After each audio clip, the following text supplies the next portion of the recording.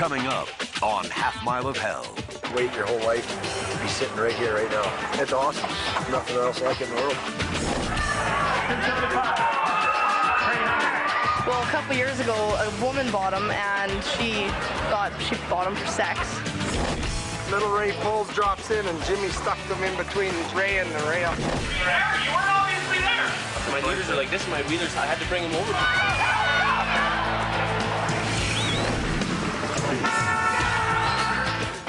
Pack up and hit the road. Ride hard and play harder. Watch your back and don't give an inch. And whatever you do, don't make a mistake.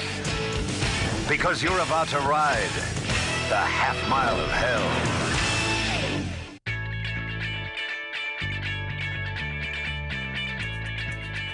And a good morning to all of our listeners out there. Just look at those sunny skies. It's gonna be another hot one for this, the sixth day of the greatest outdoor show on earth, the Calgary Stampede.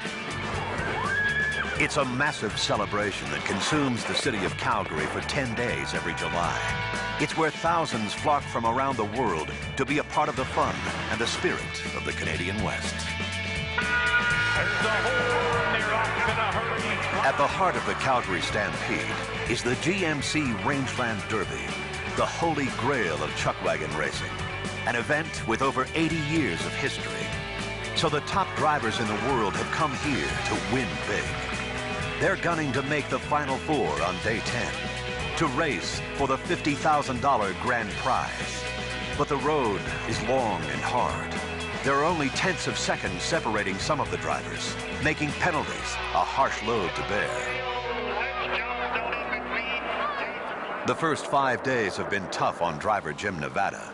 3 nights of penalties have put him out of the running for the $50,000. So with the pressure off, Jim treats fellow drivers Luke Tournier and Chad Harden to a unique flight over Calgary. Not every driver's sponsor has their own airship, and not every driver would go up in one. Well, basically the whole grounds is a bunch of wusses. Tell them why you didn't go in the blimp. Why I didn't go in the Because what goes up must come down, and I scared shitless of heights. Neil, I want to know why you wouldn't go up in that blimp. A little ways off the ground. Okay. No, just 10 wagon drivers I asked, so this was another chicken.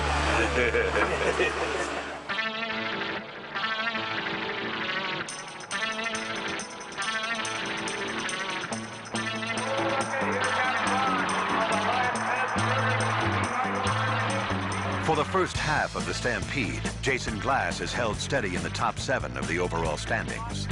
He's been running strong, and more importantly, staying clean, running penalty-free each night. But as day 10 gets closer and the chances to make the Final Four get fewer, driver strategies begin to change. You know, you can't just always kind of hide the weeds. You gotta step up to the plate once in a while and throw some big runs. You know, these horses know it too. They like to be out front once in a while. They can follow all the time, they get used to it. That's not good. So you want to see some daylight, get out front once in a while. There's the horn in there off a good start. Jason is quick on that 4-barrel. Can he be quick enough though? He's coming and charging, and here comes Houston. It's huge right now because he's sitting 7th. And you know, you don't know whether, should I really go for it or do I have to be careful? Because if you take a penalty when you're 7th, you're not going to make the top 4. And that's what you're here for. Everybody's here to make that last heat. Jason Glass coming at him on the outside, and here's a good old-fashioned horse race to the wire. Just like that, with only 100th of a second between the 3 of them. With tight finishes like these, the battle for the Final Four remains tough. Good job, man. Jason Glass holds steady in 7th place.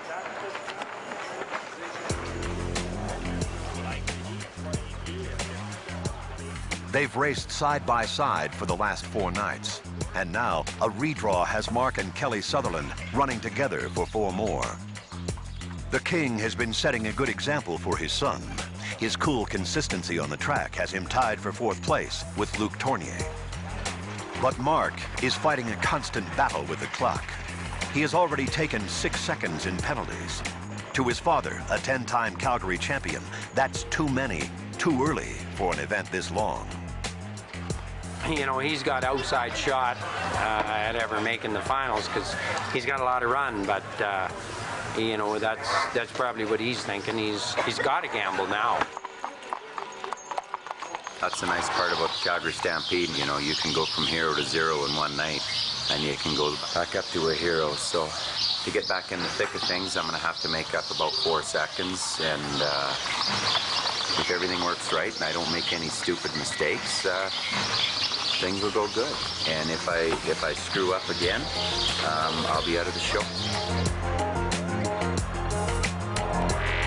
Mark remains optimistic about making the Final Four, but his horses may have other ideas.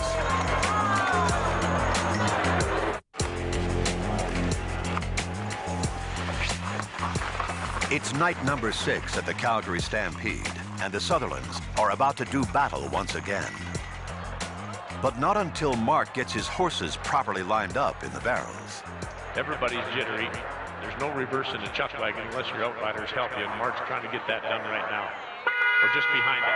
There's the horn. They start him. Mark's in a storm. His lead team's every which way but loose. Now he gets him sorted out. If he doesn't hit that barrel, it'll be a miracle. Does it anyway. And that's it for Mark Sutherland. Another barrel means another 5-second penalty. 14th place turns into 22nd in the blink of an eye. The losers in this camp right now are the Sutherland family. Kelly's on the outside, Mark's on the inside. He knows he's messed up. He's not a happy camper. Luke Tournier, however... Luke Tournier grabs first in the heat. His pace has been tough to beat. The King finishes 3rd and slips a spot to 5th overall. But his situation is far less grim than Mark's. Back at the barns, Kelly tries to put things into perspective for his son. I don't think anyone's hit any more barrels than me because I've drove here 37 years, so I went 13 years without winning it, and it's a lesson that's tough to learn. Years over. You know, I haven't had horsepower like I've had in the last 2 years. In both years, I just fell short. You know, you can't want it more than I do.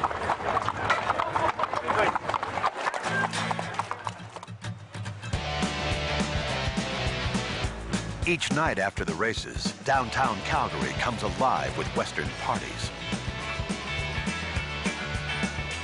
Tonight, at a place called the Ranchman's, it's the annual Outrider Auction, a favorite event for the ladies, where they can bid for a date with one of these young cowboys. Here's the one you've been waiting for. Rio King.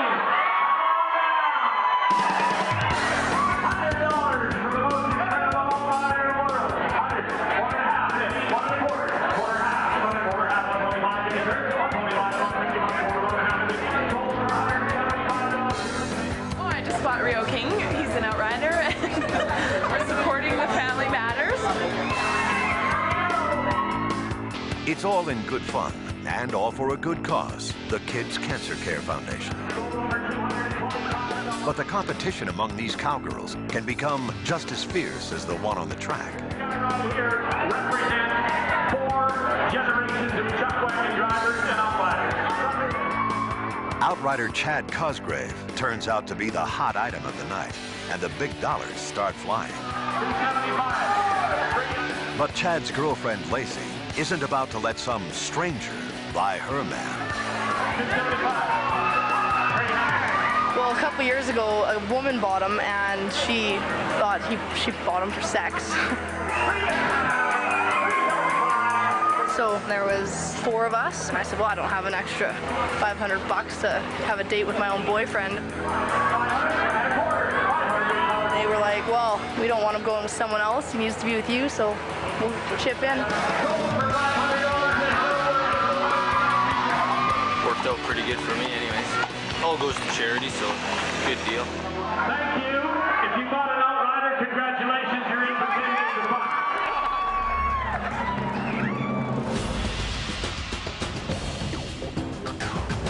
And a very pleasant good evening, fans and friends. fans along the Chuckwagon Radio Network. We'll be bringing you all of the action and the excitement tonight from night number 7 of the 83rd running of the world-famous Chuckwagon races at the Calgary Stampede, what we affectionately call the Rangeland Derby.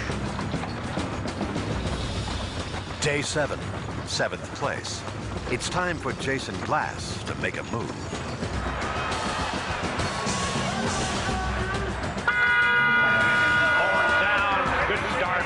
The board. Jason's quick on that one barrel, but he's awfully tight. Oh, he gets by it. Good job, Jason. In behind Bert Crono and West Jet, Rick Fraser, as he's got Jason Glass trying to stay on the inside of him. Hugh, don't go to the rail yet. Jason is right there. Behind Hugh Sinclair, the Norcal Marauders opens him up a notch. He's got Jason Glass trying to stay on the inside of him. Now Jason makes some of that ground back in the turn. He's got his lead team right alongside. It's day 7 at the GMC Rangeland Derby, and Jason Glass is running tough, trying to improve on his 7th place position in the overall standings. On the runway, that would be Jason Glass and Hugh Sinclair in a furious duel down the home stretch lane. Huey will get there by 3/4. Jason Glass and then Bert Crono and Rick Fraser in heat number 7. When he leaves the track, all a driver knows is his position at the finish line. He's unaware of any penalties or his official running time. So back at the barns, the radio becomes the lifeline to the event. Heat number 7 found Jason Glass in the lead with a 1:16 and 43. 1:16.43 for Jason Glass. 1:16.43. Second was Hugh Sinclair. He picked up 1 second for the outrider out of pattern for 1:16.89. At the finish line, Jason was clearly second behind Hugh Sinclair. But at the start, Hugh took a 1-second penalty for having an outrider out of position. Now, Jason not only has the fastest time of the heat, he also has the fastest time of the night. It moves him up a spot to 6th place overall. You feel on the top of the world when you hit the day money, in the Calgary Stampede, biggest show in the world. Things happen awful fast in this sport. So you take the good times with the bad, and tonight was a good time, and it was an excellent night. That was awesome. With only 2 nights to go before the final 4 are decided, the action at the GMC Rangeland Derby is really heating up. Drivers with even a sliver of a chance at still making the $50,000 dash start to lay it all on the line, like in heat number 6. Wall of wagons, Ray Crono Jr. in the middle of the extreme outside. They all race for that rail position and run hard to hold on to it. But Ray Crono Jr. and Jim Knight are running a little too close for comfort. Ray Crono Jr. in the middle of him on the extreme outside. Troy Dorchester. Ray Jr. rolls into the... Crono and Knight finish 2nd and 3rd, and their battle pushes Troy Dorchester into a disappointing 4th place finish. Did you see that? Me and Jerry turn head and head. Little Ray pulls, drops in, and Jimmy stuck them in between Ray and the rail. Then all of a sudden I hear him scream, and I look back, and there's 2 outfits on the inside of me. From Dorchester's point of view, Jim Knight is at fault, but the judges see it differently. They call wagon interference on Ray Crono in yellow, handing him a 2-second penalty. Back in the barns, this issue isn't settled. Ray and Jim's brother Ross discuss the situation.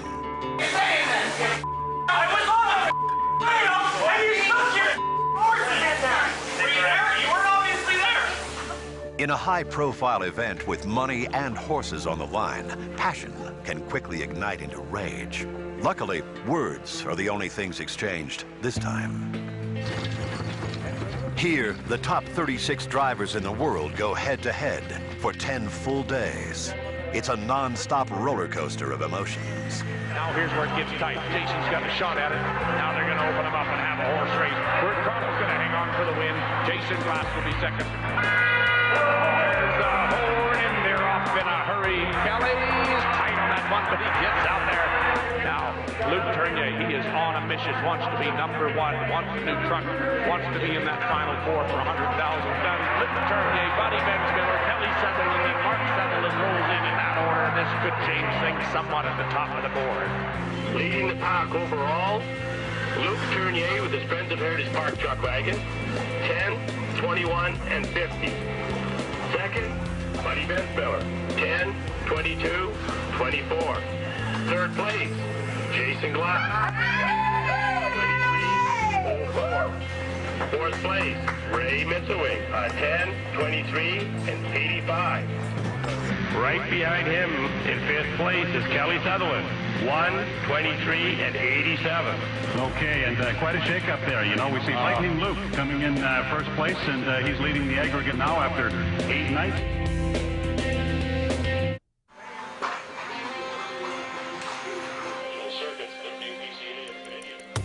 Day 9, the most critical day of chuckwagon racing at the Calgary Stampede.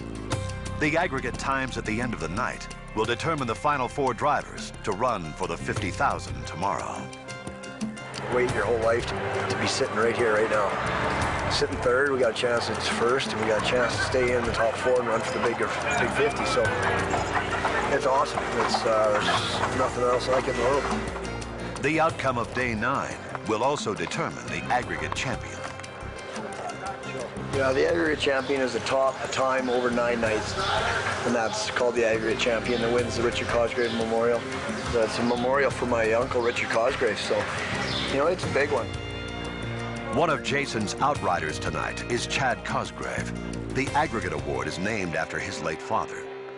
Jason's goal from the start has been to make the final 4, but the family significance of tonight cannot be overlooked.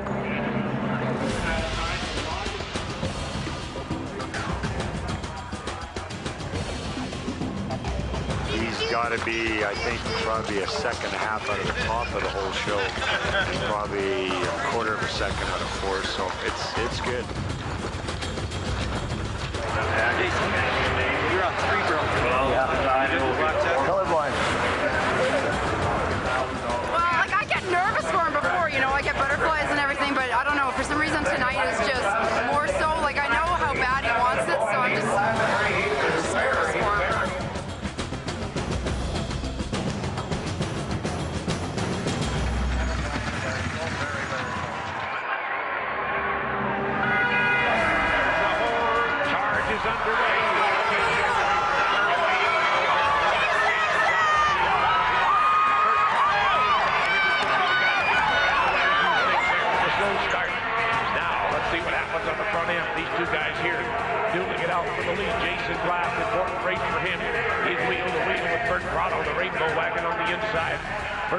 Jason Glass dueling down there, even Stevens down that back stretch.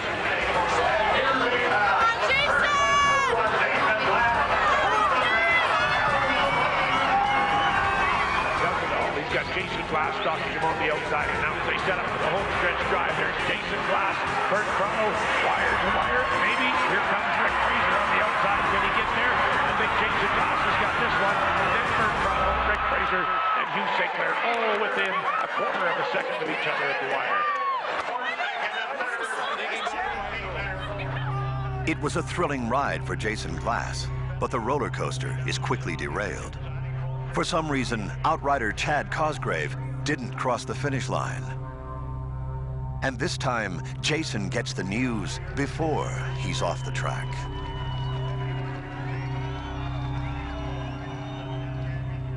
Everything was working awesome. Jason's outfit started and went wicked. And just coming around the 3rd turn, my horse wanted to change his leads. He must have just took a wrong step or a bad step, and as soon as that happened, I knew it was broke, so I just bailed off the horse, run beside him until I got him slowed down enough that he could stand there, and I stripped his tack and loaded him in the trailer. An outrider not finishing means a 2-second penalty for Jason Glass. The aggregate award is gone, and he'll miss the final 4 by only 1/10 of a second. Worst of all is the news about Chad's outriding horse, and it hits Jason hard. Is it a broken leg? Busted past me. Yeah, put him down. You want to come? Yeah, if the vet thinks to put him down, put him down. I don't want to see him. Thank you. I mean, that's when you're proud of your son, when he tells you that he's more worried about the horse that he lost than he is about making the $50,000 heat. I mean, that's a cool kid. For a chuckwagon driver, the highs in Calgary can be brilliant, but the lows are truly rock bottom. Oddly enough, it's what keeps them coming back, year after year, generation after generation.